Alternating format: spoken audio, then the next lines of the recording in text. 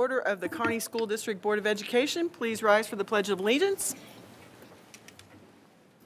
I pledge allegiance to the flag of the United States of America and to the republic for which it stands, one nation, under God, indivisible, with liberty and justice for all.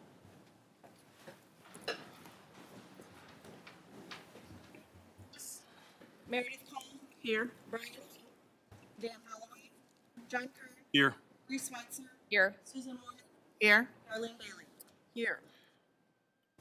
We have a quorum. Need to adopt the agenda. Move that the agenda be approved as presented. Second. Roll call, please. Nope, by hand. Thank you. Opposed? Thank you. We have no public comment tonight. Next, we have recognitions. I'm pleased to introduce Mr. Scott Krall this evening to discuss the VFW Patriots Pen Award recipient. Thank you very much. It is a blessing to be here tonight. I tell you what, the Patriots Pen is a wonderful assignment that we've done at Kearney Junior High for a number of years. And being a history guy and a guy who teaches social sciences, it's always important to kind of go back and try to do a little research and talk to some previous teachers to find out how well some students have done in the past. And this year, we have a young lady who, out of over 445 essays, she was able to get third place.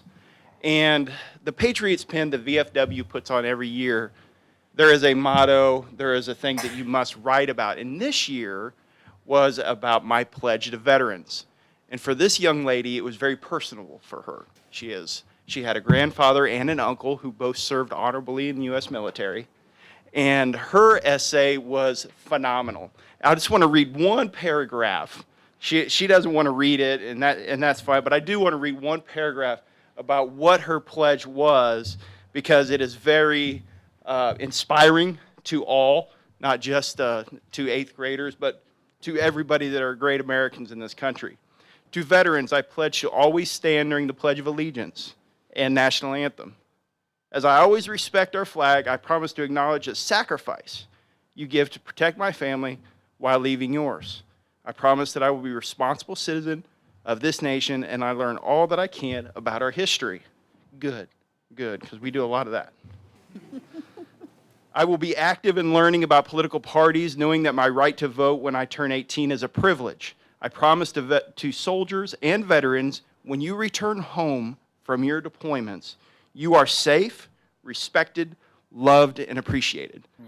And that, when I read that at first, I was like, wow, that is amazing. And I was hoping that this would and I tell you what, I've got a phenomenal group of 8th graders this year. They are phenomenal. And there are so many essays out there that were great. This one did stand out with many of the others. And when the VFW judged this, that was probably the paragraph that they went, wow, thank goodness. You know, so I'm very proud of Mackenzie Hankey. She's done a phenomenal job. She's a phenomenal young lady, and she represents Kearney with pride and also represents this country. So thank you for a great essay.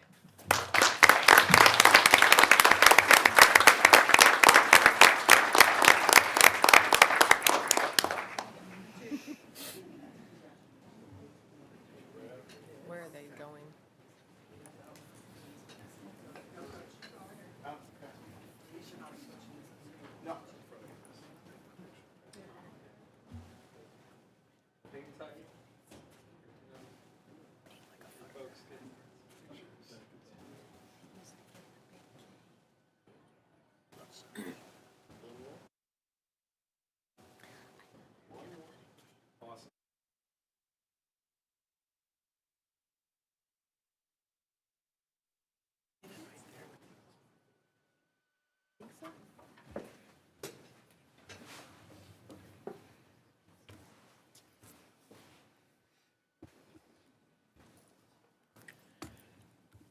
Okay, next we have our school spotlight.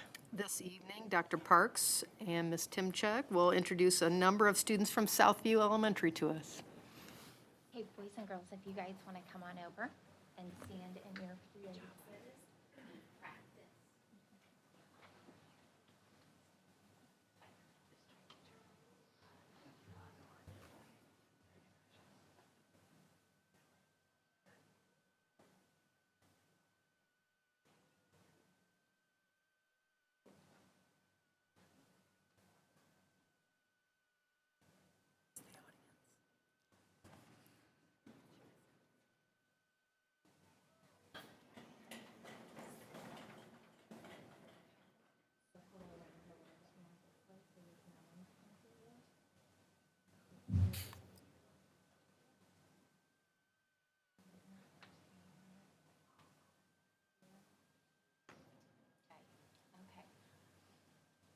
Okay, good evening. We have several boys and girls that are here from Southview.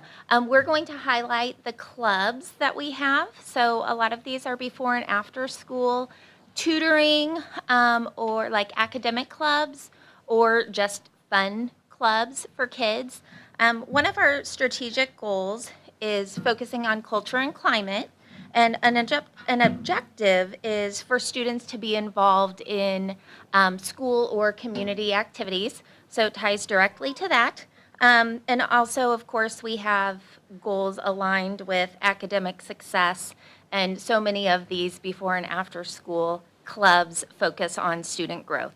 So we have over half of our teachers that are offering before and after school clubs. We have students, gosh, over 300 students or so that are participating, and some in multiple clubs. So we have students here that they were supposed to range from kindergarten through 5th grade. We had 2 kiddos that ended up getting sick today, so I'm going to read their little note cards. They all wrote note cards about what they do, what they're participating in. So you want to start us off? Okay, go for it. My name is Myla. I go to small group in kindergarten. I learn about sound and letters. My name is Bennett. I go to kindergarten. I go to kindergarten. I learn my hand muscles. My name is Myla. I'm kindergarten. I go to practice time. I like practice time because we get together and practice. I like my name is Bennett. And then we also had Daylin, who is going to be here for 1st grade, and she wrote, I'm in 1st grade, I go to tutoring, I like it because I get better at reading. I went from a level A to a level G. And we had Colton, who was supposed to be here with 2nd grade, and he said, my name is Colton, I'm in 2nd grade, I go to math club, I have improved my math, I got better at math facts. My name is Remy. I'm in second grade. We go to math club. I like it because we play games.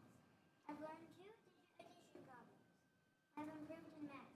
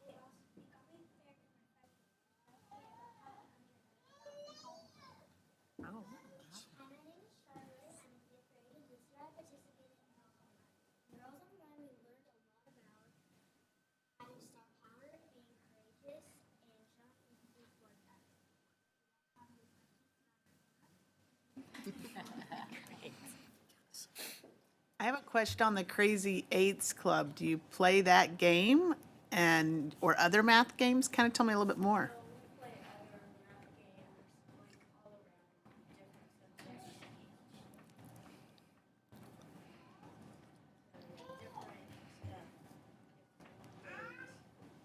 That sounds cool. Saxton, do you have anything to add about Crazy About how many clubs do you offer? Did you say? Did I miss that? Oh, goodness. We have, in kindergarten, most of our teachers are offering, they call it different things, like breakfast bunch and some sort of tutoring. First grade, we have targeted tutoring. Second grade, we have math club that's pretty much open to all second graders. Third grade, we have Crazy Eights, and then that's when we start Southview Singers and Art Club and Girls on the Run. And fourth grade, we have Crazy Eights. We have Math Club, which is separate from Crazy Eights, open to majority of our, or open to all of our students. We have Southview Singers and Art Club, and then fifth grade we have Southview and Girls on the Run. Southview Singers is fifth grade, Art Club, and Girls on the Run. My goodness. So every grade level has some sort of opportunity. And these students were selected by their sponsors, like as standing out because they come ready to learn, they're good leaders in their group, and they participate well, and they've made great student growth. Great. Thank you all for coming. Really appreciate it. Good job.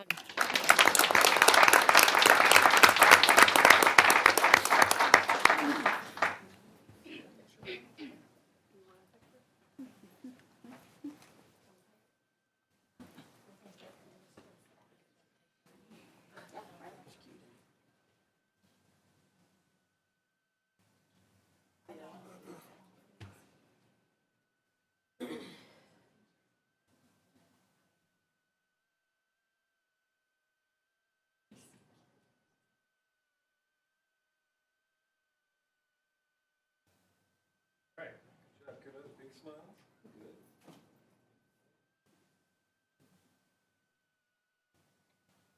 Any parents want to get pictures?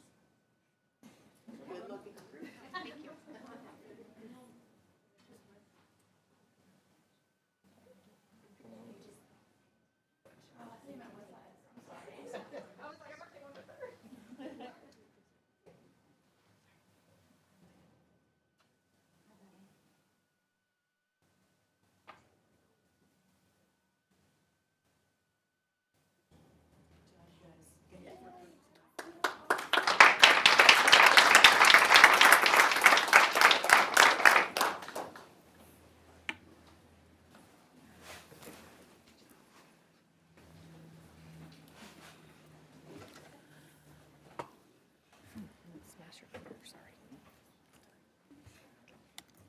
They may not know that they can leave. So you do not feel obligated to stay. If you want to go, this would be a good time to go. Glad that you were here, but we understand you may have work to do, homework.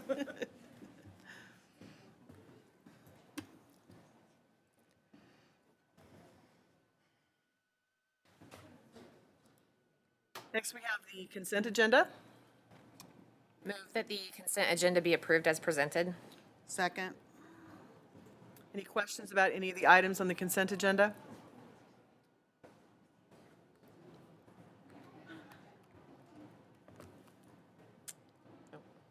All right, all in favor?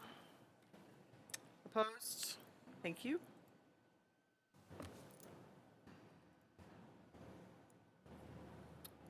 Information items? Excuse me, financials?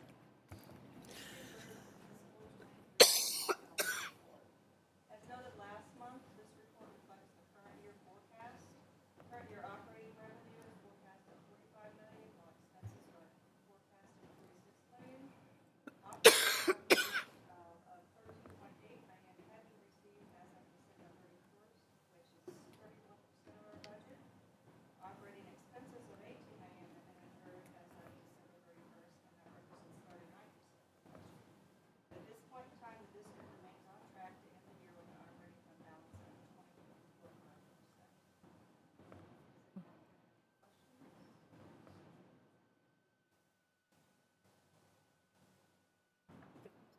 Thank you, Ginger.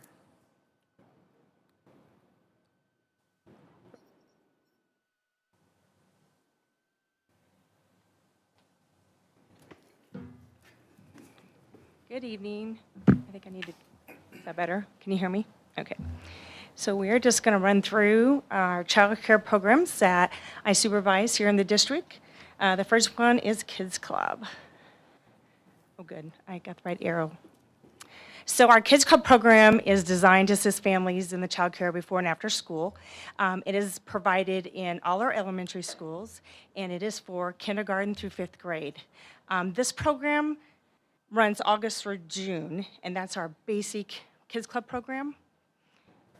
I did put in some highlights for you so you can see some of our fun things. Miss Sabrina's at the top up there doing a volcano, and that one ended up having multiple colors, and the kids love that one. So these are just a few things. The other thing that we offer in Kids Club is Summer Expedition, and I know some people are familiar and some people are not. That program runs July through August. Anywhere from 4 weeks to 6 weeks is kind of depending on our needs and our staff availability. This is very similar to a camp. What we do is we provide many activities during the week. They get to go on outings and field trips. We get to go to the gym. On Fridays we go swimming. It keeps the kids very busy. It keeps our staff very busy and entertained. I've had several of my staff from the past that keep wanting to come back because it's a fun program. This last summer, we got to do the Chief Stadium, and we got to have Reptile Rick come in, and I had some brave staff hold the snake, not me. So some of our strengths that we have in our Kids Club program, it is in all 4 elementary schools, so that's nice. We don't have to bus anybody, that's where they are. Our site coordinators in our programs are very well experienced and knowledgeable. They've been there for multiple years. The other thing is we do provide care in the Kids Club program for early outs and half days, and also professional development days. And we also offer it for our teachers. So when we have those days, teachers are available to sign up for those days too. The other thing that my staff said, one of the strengths they felt was we do have a variety of enrichment things. When the young man talked about the Crazy 8, we offered Crazy 8 last year during some expedition. We also offered some other club things so the kids could go together, science activities, math activities. So I feel like they're right. I think we have a lot of varieties activities there. So some of the goals that we're going to work on this year that my team has talked about is they really want to improve the professional development. A lot of our professional development are more early childhood and not school agers, and so we're really looking at options for them. Another one is accessing a good communication system for Kids Club. As you know, we're open till 6 o'clock at night, and sometimes those later days, sometimes our communication with families kind of slows down because they don't have access to Power School and some of those things. So we are trying to figure out how we can better communicate with those families after school hours. The other program is Puppy Pound. I did highlight our 5 lead teachers up there. So we do have 5 classrooms at the Early Childhood Center. This program is for our school district employees and their children. This care is provided birth to kindergarten entry, and it runs August through May. Here's some fun things. We do a lot at Puppy Pound. Today they were blowing bubbles, and they had color art with it. So every day is different. When somebody goes, what is a typical day? I'm not sure I have a good answer for them because every day is different. And that's what I like about being in childcare. We also do some family involvement. I really tried to improve this last year. We offered a art show and a book fair, and we had a variety of families come in. We just completed our second one this year in December, and it was a huge success. The families loved seeing the kids' artwork, and let me tell you, when those kids hold up their artwork and go, I did this, their faces just glow. We did our first preschool graduation last year. We had 5 little ones go on to kindergarten. And in December, I didn't get a picture up here, but we did have Santa come in just for our Puppy Pound families, and that was a lot of fun. Some of the strengths for that program, the program is growing. As many of you may know, we did end up moving our pre-K over to the Kearney Elementary this year, and we offered a 5th classroom to help take some of our kiddos off the wait list. And so we were able to put everybody in the program. We did have one late registration in September that I wasn't able to quite fill. I'm hoping to get them in this next program year, and they're excited to be part of this. The professional development time, I'm not sure you're familiar, but last year we changed that. On the early outs, we do close at 4, and staff do get an hour of professional development, so we get to work on curriculum and lesson planning and talk about behaviors and room management, environment, so forth, which is an area that they felt they really need to grow on, and I really wanted to support the staff and what their needs were, and that was one of the things they wanted to work on was professional development. We offered parent-teacher conferences last year, and at first my staff were like, I'm not sure about this, but once we did it, we had 99% of families say, this is awesome, let's do it again. So we did it again. We just completed our second year of parent-teacher conferences, and once again, everybody was happy to know where their child is and how they're developing, and if they're hitting the milestones. And the preschool graduation was our strength. A few goals. We are going to review safety plans and work on some more regular education of our staff on a monthly basis. This is their request. Typically, we just go over at the beginning of the year our emergency plan and what it looks like, and they're like, can we do this monthly? Like, talk about what do we do if there's a nosebleed, or what do we do if somebody has a seizure? So I definitely like that they gave that feedback, and we are definitely putting that on our monthly memo to do, so that's good. And then just monitor and fill vacancies in a timely manner. We don't want anything to sit open. It puts a stress on the team, and I know that, and so we work really hard to make sure if we know someone's leaving that we get that back out there and advertise, and we haven't had any problems this year filling any positions, so kudos to everybody for that. Just some areas that I feel that we can grow. Our Kids Club numbers are down if you look at our report. I do feel like we do need to do a little bit more marketing of our Kids Club to the community. I do feel we need to upgrade some materials just to help support some more STEM activities. We have some basic stuff, but I think my staff is wanting to get into more robotics and a few more technology things, and I think that's an area we need to grow on.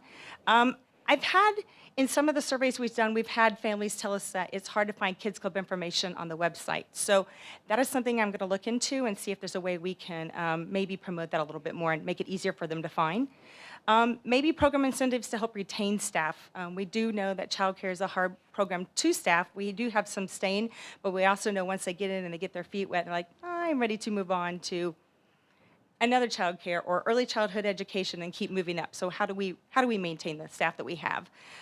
Continue to strengthen our curriculum, our professional development opportunities, definitely in both programs. And the one thing that the staff would like to do is also improve on our assessments for our children. We do the DRDP on the kids, and we do milestones through CDC to see where our kids are developing. So we want to see how we can improve on that.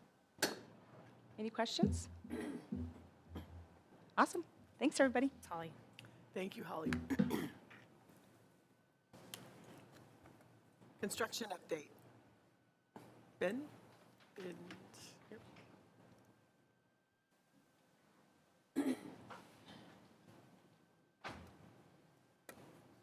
Good evening.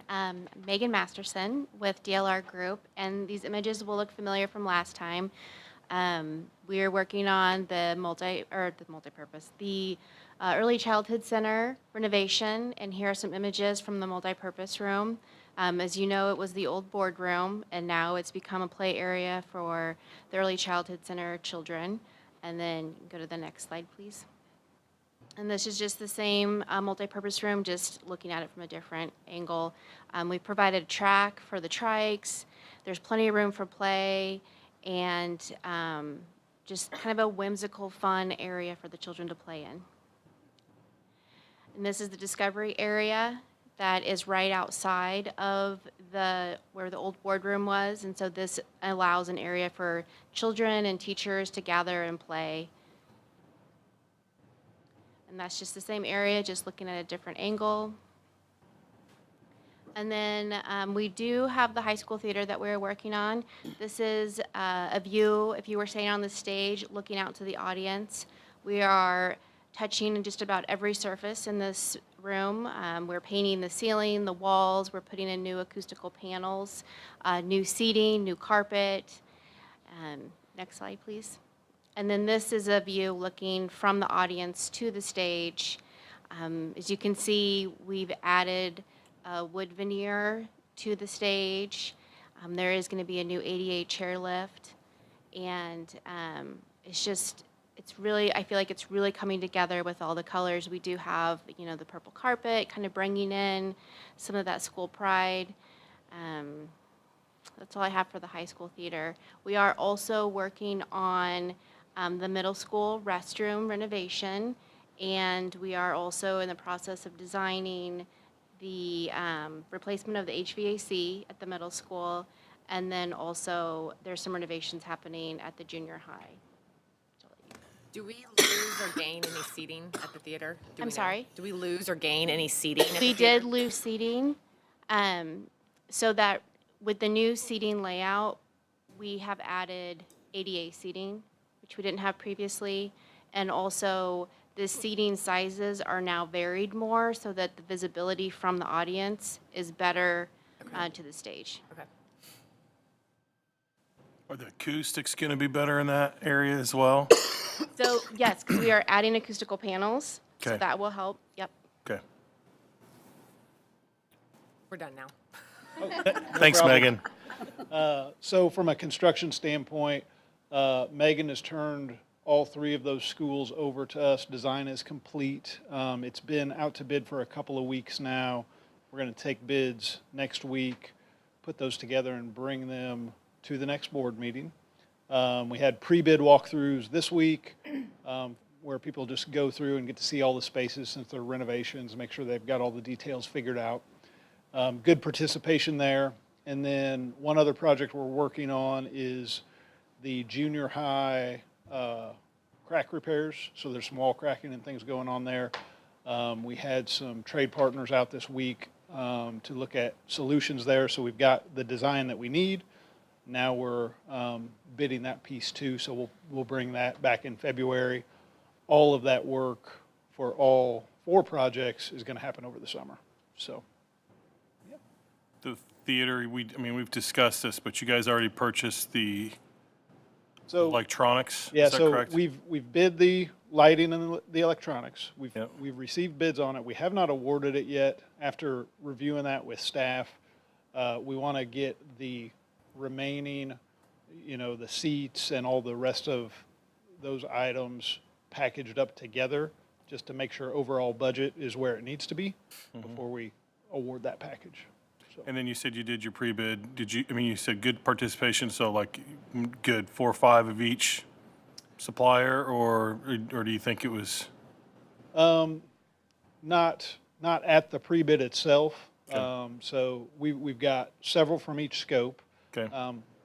Not everybody needs to come see it, but certain scopes are more important than others. So you want the plumbers and those types of folks in there looking at the existing conditions. Painters don't come to pre-bid meetings, so. Right. Yeah, feel good about the participation. I think we'll have good coverage on these, so, yeah. Questions for me? Okay. Thanks, Ben, Megan. Thank you, guys.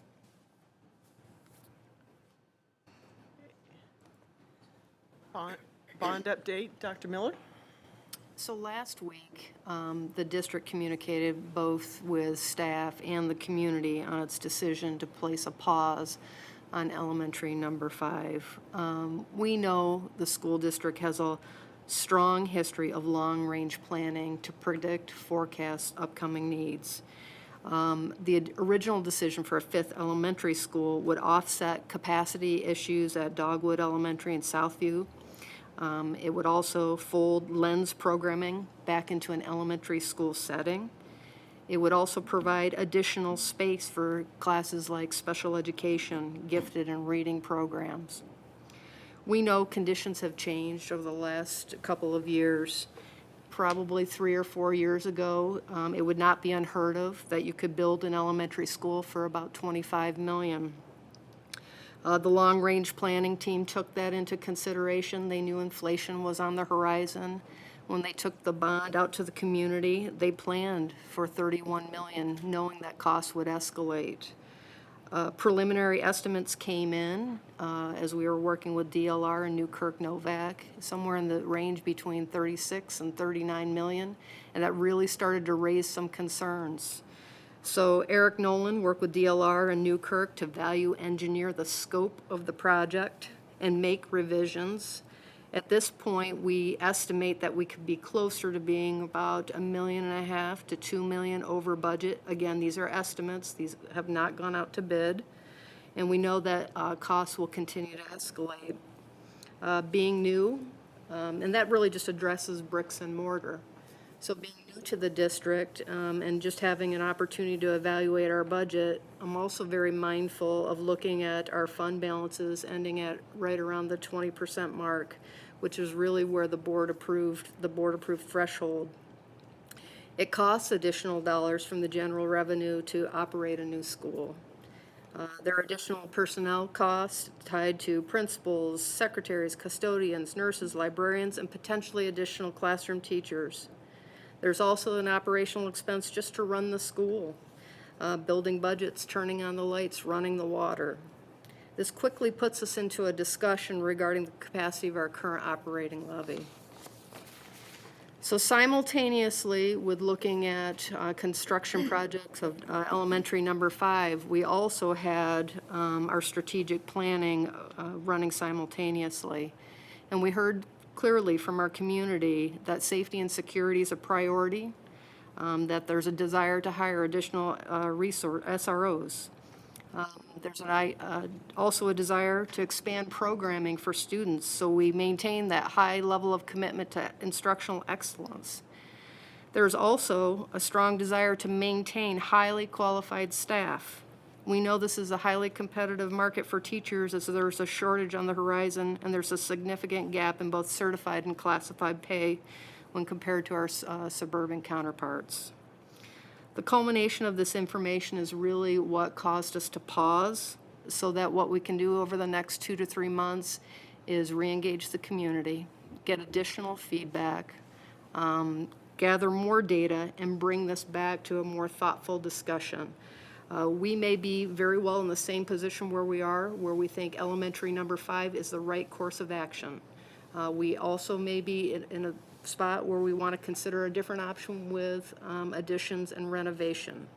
But one of the things I'd like to do today is invite up David Reed from Fisher Broyles, and he's here tonight to really just give us some context as to why the district's in the position where we can consider making some decisions. Thank you, Dr. Miller. My name is David Reed. I'm with the Fisher Broyles Law Firm. You all may have known me when I was at Bryan Cave. We've worked with the district for, gosh, about the last 20 years, and first wanted to say thank you for those opportunities. Dr. Miller reached out to me a few weeks ago, and we discussed the limitations that the bond language that was approved last April imposed on the district and the board.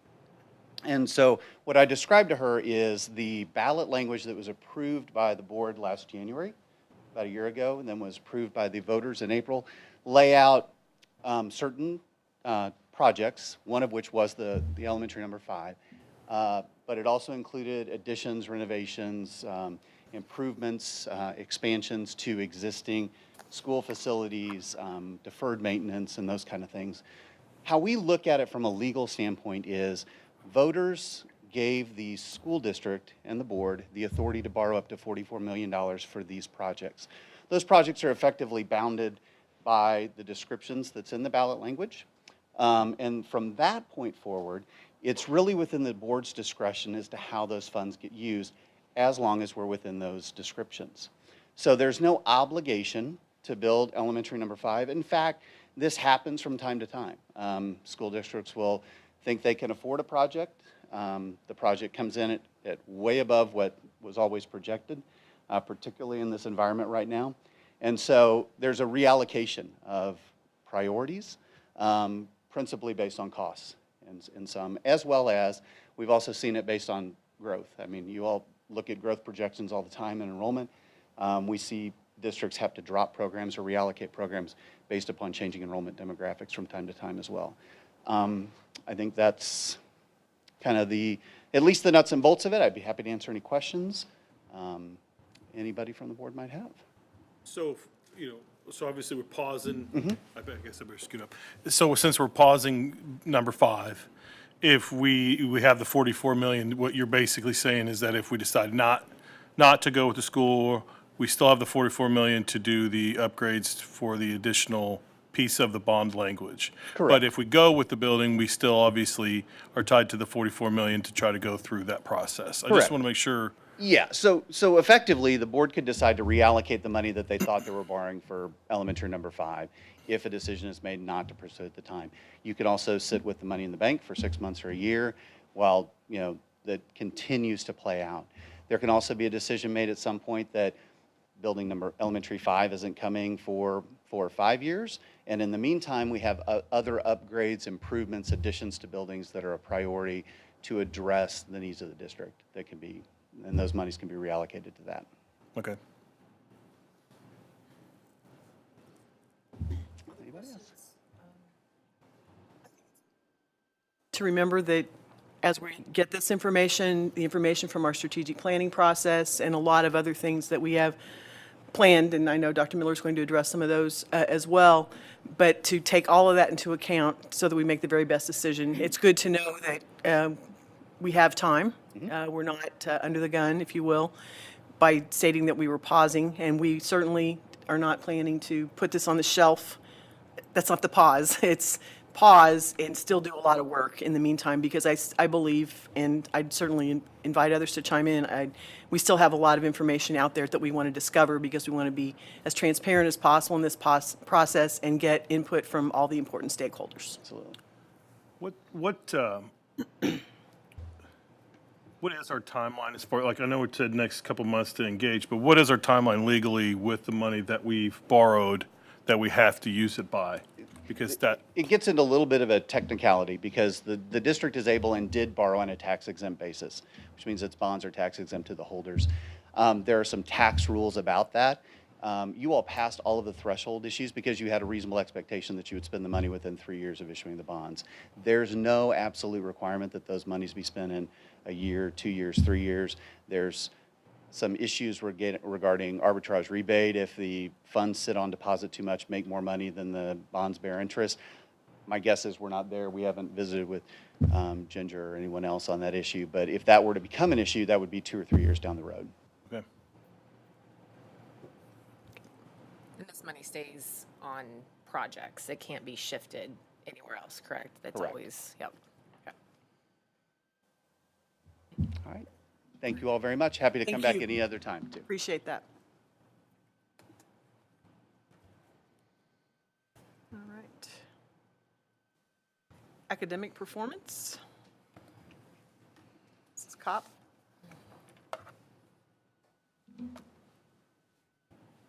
Hi, so I'm going to give you an overview of our results from our spring testing.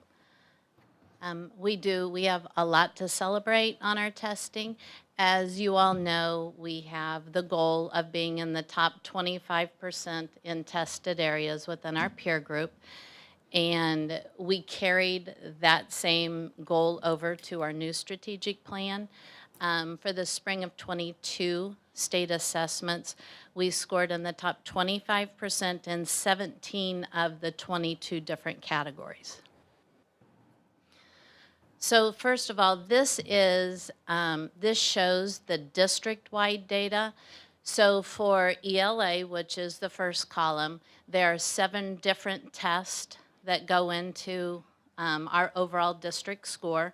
We're tested at 3rd, 4th, 5th, 6th, 7th, 8th, and English 2 in ELA, and we are number 1 within our peer group. In math, there are 8 different tests, and we were second on that. In science, there are 3 different tests. We're tested at 5th grade, 8th grade, and biology, and we were first in science. And then in social studies, that is just 1 test. We did score 4th, but if you look at that, the 2nd and 3rd place groups, they beat us by 0.1. So that's like, I don't know, less than a kid, like a couple questions. So that's a tough one. I kind of did a little, kind of like the Olympics, the medal count. And since it's our goal to finish in the top 3, I just wanted to see how that would come out. And we did not have the most first. Blue Springs did beat us on that, but we did have the most overall. The other thing I would say is I noticed that some districts seem to be very strong in either secondary or elementary, And we have a lot of strengths across the board. So our elementary ELA, 2 of our grade levels did finish 4th, very close. And then our 4th grade did hit our mark of being in the top 25%. They are the second highest in the peer group.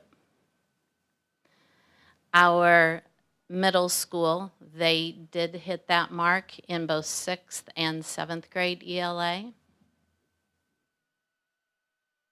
Our 8th grade is number 1 in our peer group.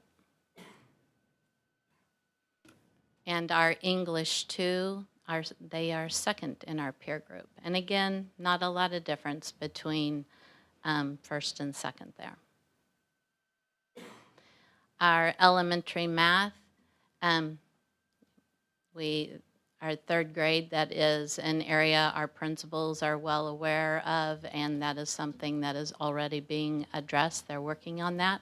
And the other 2 areas did hit that top 25%. Our middle school math, they are both number 1 in their peer group. Our middle school math has, they have been very strong for years. That's just those teachers and administrators, they just do a phenomenal job in that building. And I just decided to kind of look up, and I couldn't find data any further back than 2015, but our 6th grade math has been number 1 in our peer group every year since 2015. And our 7th grade has been number 1 since 2017, and then in 2015 and 16 they were 2nd and 3rd. They just do an amazing job. So yeah, congratulations to Mr. Woods and his team of teachers there. Our junior high math is also incredibly strong, finishing 1st in Math 8 and 2nd in algebra. This is an area that a few years ago we knew that we needed improvement in that area. And so I did go and pull, this is our scores from 2018. So if you look at that compared to where they are now, they're doing a phenomenal job.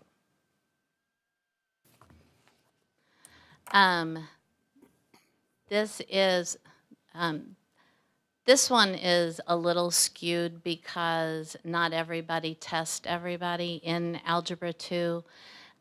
You can look up there, and that's why I pulled this other chart. Smithville, they only tested 42 kids. So they pulled the top of the top to take that test. Even Park Hill. There's a lot of kids in Park Hill, and they tested 130 kids. So we didn't finish in the top 3 in Algebra 2, but again, that number is pretty skewed.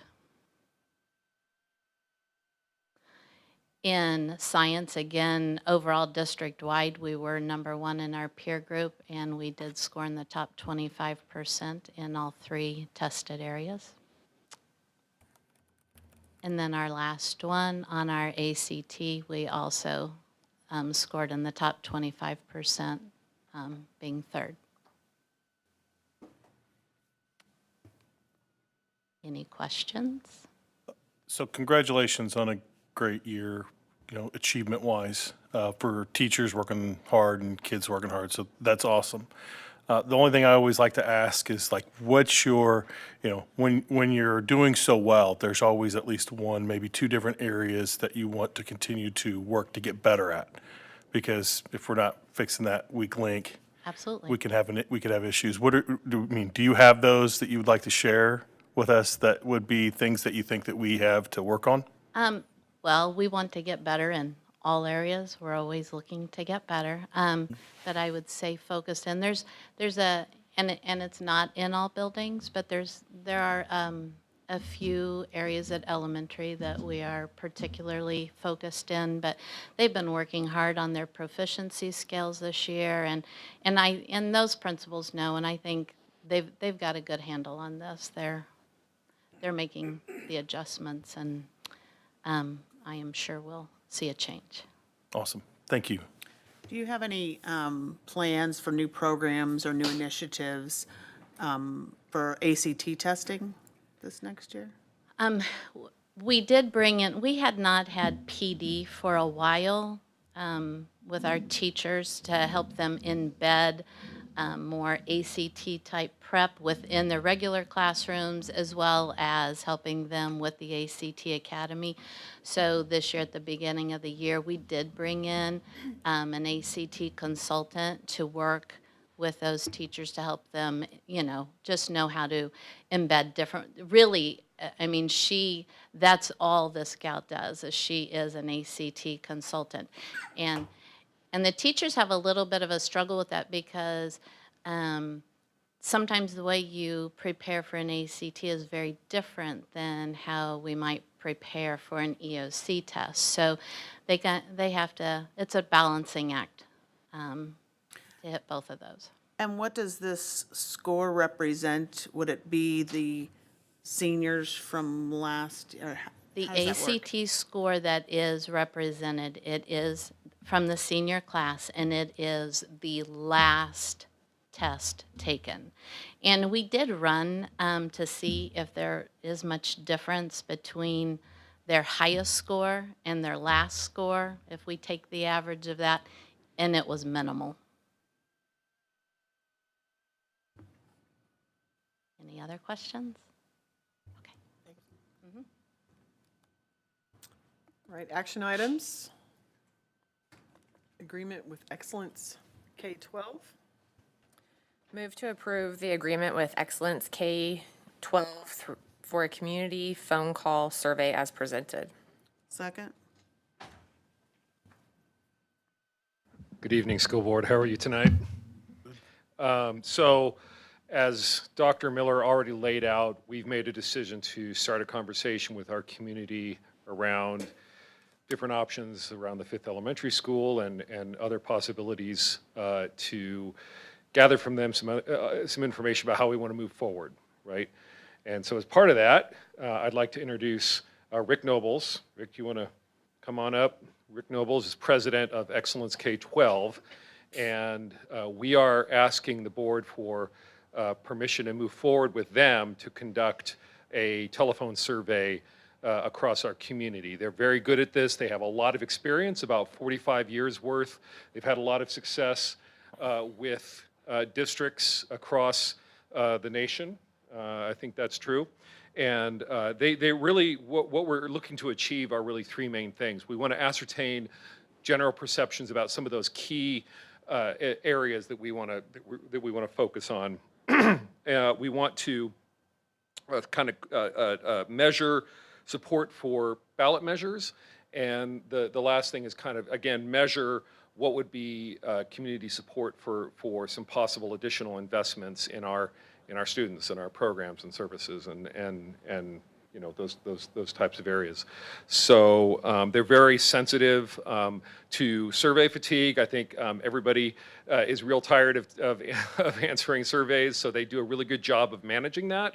They've got a really good system that has proven to work. They'll work with us to craft those questions, to analyze the results, to really help us get a handle around what those results mean. So that's what we're asking the board to do. Do you have any questions around that? So the questions that you're obviously going to write, is K-12 going to help with the writing of the questions, or are you going to write them? He's going to help us reword them so that we have, you know, I'm asking, I know a little bit of the nuts and bolts here, but I just want to understand, you know, kind of what we're going to try to get done. First thing we'll do is have a planning meeting. Rick, do you want to? First thing we'll do is have a planning meeting with you, whoever you designate for that, and we'll talk about what data that you want to get from the survey. Usually we'll take that back and we'll write the questions because it is a little tricky sometimes to write questions that aren't, you know, providing bias. And then we give you the first iteration of that, and we go back and forth until we get it exactly the way you want it. Okay. And the next question is so obviously you're going to make phone calls. People see out of town numbers. I know I do it. If I see a number that I don't know, I'm not taking that call. Is there a way as a board, as a school district, that we can make sure that people understand, hey, we're sending this out, this is the number to be looking for? Are there things that we can do to help us get better involvement? We're going to provide you with a PR release that you can send to the newspaper and local media. We also recommend that you send that to your parents and staff, telling them what we're doing. We work with a company called Market Research Associates. They're in Leawood, Kansas, so it's a 913 number. It's not an 816, but people don't, they see a 913 and are more likely to pick up the phone. It usually takes about 5 calls for us to get one person to say that they will participate. So we're aware of that, and we buy a brand-new list of phone numbers in the district, both landlines and cell phones, when we first engage. So the numbers that we have, we know are right. And we've yet to have a problem in terms of getting enough people to respond. Okay. Thank you. John, that was my question. I think out of anything I've heard in the last week, as we've talked about this, is how are you going to get hold of everybody because people don't have my cell phone number and I think a lot of people don't understand that you have ways of getting that information and that you will continue to call until you get the number of participants that you need in a certain demographic. 300 completes, not 300 calls. Yes. We buy a new list from a company in California that's all they do is they provide lists of phone numbers and landlines. And I have no idea how they do that, but it works pretty good for us. Will we be able to give them a time frame of when these calls will happen? So Yes. certain weeks or? Yes. Okay. Well, it'll be, the start date will be in the PR release, and of course you guys will know that. It takes about 2 weeks for us to complete the call, so we'll tell people, we won't give them an end date because sometimes a couple of days later than that, but we'll tell people for the next 2 weeks, please answer a 913 call if you get it because it may be the survey. Okay. And again, more weed questions, but standard deviation on these is within 5%? 5.6% with a 95% confidence factor. Okay. That's in line with like Gallup and. Okay. major.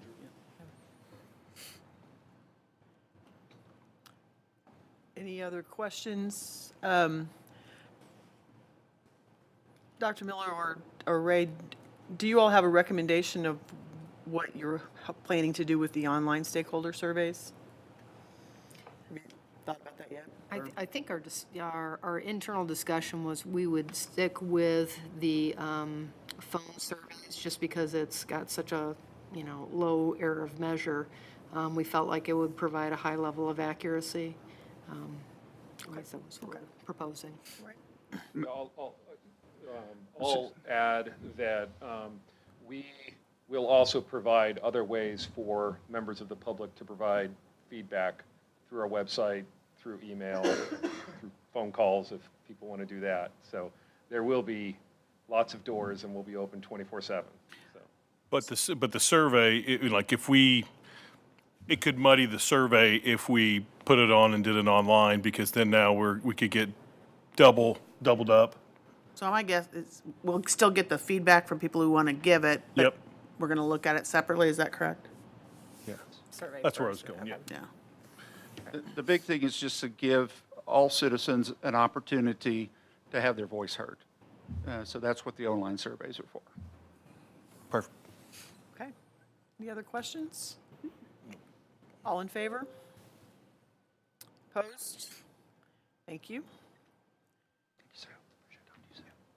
The approval of the 23-24 academic calendar. Move to approve the 2023-2024 academic calendar as presented. Second?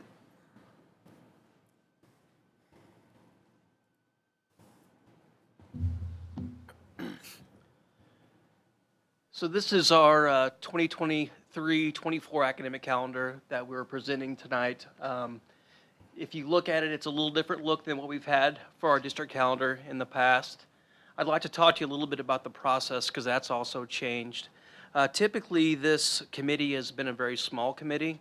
but thinking about our strategic plan and wanting to get more staff and community voice on school projects, we expanded our committee quite a bit.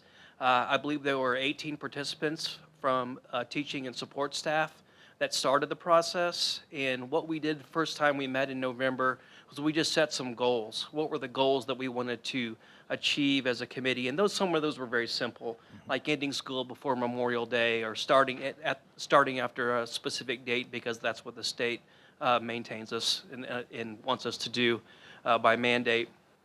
Also, after that meeting, it was a pretty quick and informal meeting, the staff went back to their respective buildings and collected feedback from their respective staffs of their buildings. They did that with surveys, and they did that with just word of mouth, and went and held some meetings to get some input from the staff. We came back, we collected all of our input, we had a nice discussion, and we created 2 versions of the calendar. This is the first version that we created, and really what the versions were separated by was the placement of the winter break, the start and end of the winter break. And I'll talk to you a little bit about that in a second, because that's one of the beauties of this process. I brought both of those versions to administrators as well to get their input. Did that with the secondary and elementary administrators. They had some really good suggestions. And then upon creating the 2 versions, we started talking about the actual length of the day as well. As you know, in Missouri, we're no longer held to a certain amount of days, but we're held to hours, which is 1,044. And right now, this year, we have 1,084.4 hours built into our calendar. And some of that's to account for inclement weather. And so what we did with this calendar, by starting our school day 5 minutes earlier, we were able to build in an additional 20 hours of instructional time. And what that 20 hours of instructional time will allow us to do is not have to make up any snow days with students. So we will be able to maintain the amount of instructional time we have now. Actually, there's a possibility if we don't have much snow, we'll be able to get more instructional time with our students and not have to make up for inclement weather. So what that allows us also is that the dates, which is a great thing for parents. I got a lot of feedback from parents as well. I had several parent meetings. That the dates that are set for breaks, the end of school and the beginning of school, all these dates are where they are. They won't be changed due to inclement weather. So the last day of school will be the last day of school no matter what. We have enough time built in and we don't have to make up. Now, with the teachers on inclement weather days, one thing that we heard loud and clear over and over from our teachers is they need more time for collaboration. On those inclement weather days, the committee was really excited about this. They'll be able to collaborate, maybe distance, maybe on site, and work on planning and creating even better lessons for our students in the future on those days that we don't have school. So it'll be a work day for staff, and that'll be all staff if we do not have school due to inclement weather. I do want to talk about also the winter break. As you see, it starts on the last day of school for first semester would be December 22nd. And so there's a full 2 weeks of break, and we would come back in January on the 9th with students. This was a little bit of a discussion point, and really the main discussion point that we had as a committee, and that was the elementary wanted to have the break start a little early, and the secondary wanted it to start a little later, and I'll explain why. Traditionally, our semesters for secondary schools have been very lopsided. The second semester is much longer than the first semester, and that causes problems with semester classes, especially when you talk about dual credit. And so once we explained that, the elementary was automatically like, well, if that's best for kids, then we need to just have it so that we can even out our semesters. And they're not quite even. I think there's 9 days that separate the first and second semester. But before it's been 13, 14, 15 days that have separated. So I thought that was really, really great, and that really speaks to this committee. This committee, we had 4 meetings. I don't think we had maybe 1 absence the entire time. They were very committed to this process, and this is an important process. I love doing academic calendar. I think it forecasts the future a little bit. It's exciting when you think a year ahead. And they did. They were thinking about kids the entire time. The parent feedback was very positive that I received. The administrator feedback was very positive. I do think next year when we engage in this process, I'd like to get some student voice. I think that would be important. It's one thing we didn't get this time. And I think they would have some good suggestions for us that maybe we can improve this calendar even more in the future. Does anybody have any questions for me? Yes, sir. So my question is on the snow day or inclement weather day, it's a work day remote, or is it they have to come in? Well, that would depend on what the roads are going to be like, right? Okay. It's a little different to drive a SUV and a school bus on roads. So if it's not safe, well, obviously we're not going to make them come in, but probably more than likely it'll be a remote situation where they can collaborate via Zoom or something like that. Okay. We've learned a lot through COVID, and we can afford staff that flexibility to come in or work remotely. Well, yeah, my concern was to ask staff to come in on a weather day when, you know, that could cause danger to the staff to get there. Sure, we won't put anybody in danger. Okay. Yeah. How was the discussion around the 5 minutes earlier start time? Well, really, I thought it was, I didn't know that it was going to be received very well, but it was actually received very well. The secondary schools thought they could do their announcements and everything in that first 5 minutes. That's also it being a secondary principal in the past. That's normally when I have you have most of your tardies to schools, that first 5 to 10 minutes of school. So that'll save on instructional time if they do their announcements and things at the very beginning of school.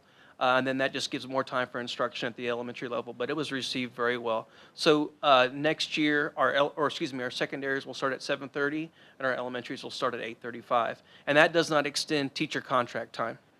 So it'll just be the start of school, but the teacher contract time will not be extended.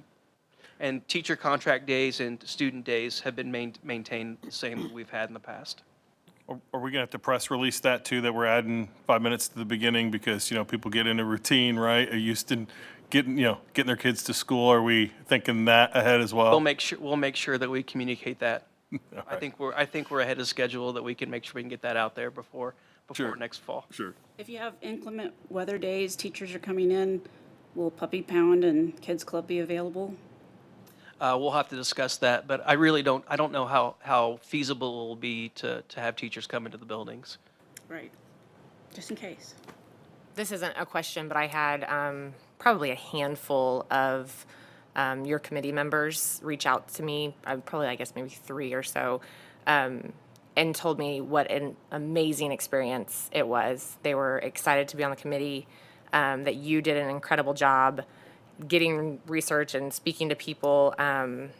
They said the whole process was great, and they were excited about the 5 minutes. So, well, that's very nice of you to say, and it was a team effort. It was a great, and I got to mention Mrs. Kopp. She was a big part of that process, and then my assistant, Mrs. Kearney, they were a big part of the process as well. So a lot of credit goes to them. Teachers and one parent, I believe, they were like very the excited. creativity. I think that's because in the past, we had always been so structured as just this is the way we do it. And for you to come in and say, hey, no, I'm here to listen. Yeah. I'm here to make some changes if we need to make changes. I think that was well received from staff. That was, I knew a couple One of the staff other members committee- was like, you add 5 minutes to the day, and it's like, whoa. Yeah. They were really excited about it. So, Tammy good job, Thomas. good work. Yeah. Tammy Thomas is another key person, part of that. Yes. I failed to mention her. I'm sorry. Tammy Thomas she's something. I'll tell you. We're really lucky to have her. She's great. We're lucky to have all of you guys.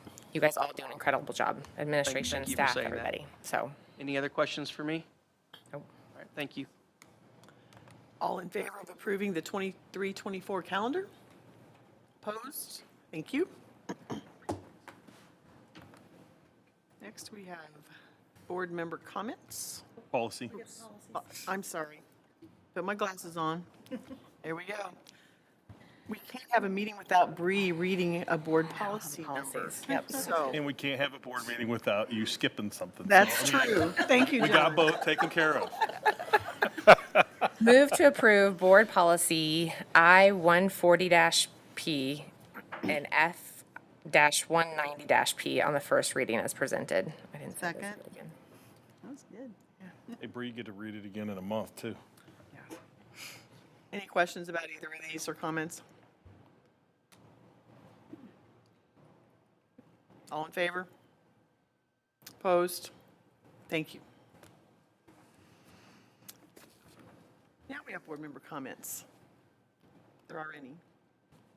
I have one. I'm sure everybody's gotten their sports update. I was just looking at the article again that Kelly Gentry wrote, and according to Kearney High School Activities Director Dave Schwartzbach, this is the first time in school history that 7 teams have won conference championships in a single fall season. So I think that that should be applauded.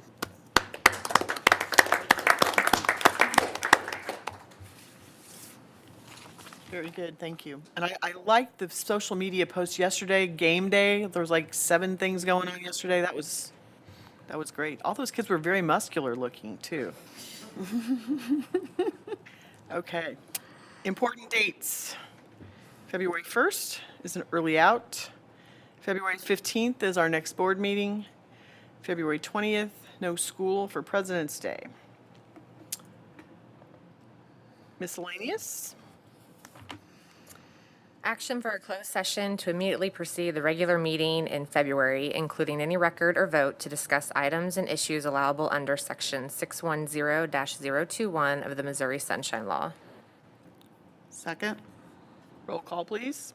Meredith Cole, Yes. Brian Ham, Dan Holloway, John Kern, Yes. Bree Switzer, Yes. Susan Mormon, Yes. Arlene Bailey. Yes.